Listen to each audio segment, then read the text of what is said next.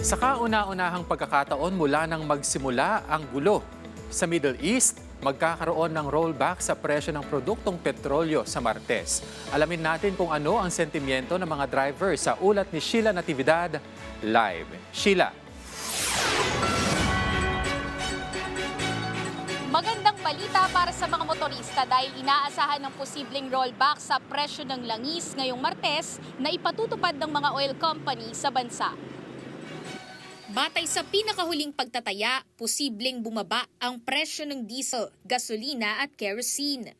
Iniuugnay ito sa paghupa ng tensyon sa gitnang silangan at pansamantalang tigil putukan. Ayon sa Department of Energy, malaking salik ang supply at demand sa galaw ng presyo ng langis. Inaasahang malaki ang ginhawa para sa mga consumer. Si Loreto, isang jeepney driver, umaasa na makatutulong ang rollback sa araw-araw na gastusin. Malaking bagay sana kung magkakatotoo yung sinasabi nilang 8 pesos na ibababa. Kasi sa sobrang taas ng krudo ngayon, lahat kami nahihirapan na. Dagdag pa niya, lumalaban pa rin siya ng patas sa buhay pamamasada. Hindi naman kami naghahanap buhay para sa sarili lang namin eh. Naghahanap buhay din kami kasi may pamilya din kami. Kaya kahit ganito kataas yung krudo, lumalaban kami kasi may mga binubuhay din kami. Ganito rin ang sentimiento ni Archie, isang delivery rider na umaasa sa tuloy-tuloy na pagbaba ng presyo. Maganda yun. Maganda po yun pagka tuloy-tuloy.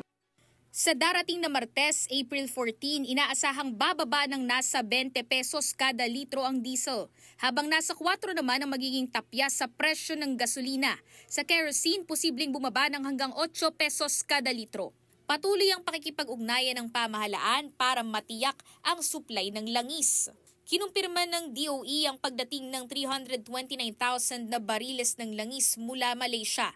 Ang kargamento ay may katumbas na 52 million liters na buffer stock para sa enerhiya ng bansa.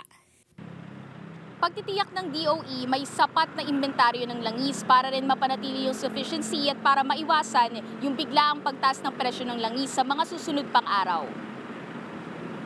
At yan muna ang ulat mula rito sa Philcoa sa Quezon City. Balik muna sa inyo sa studio. Maraming salamat, Sheila Natividad.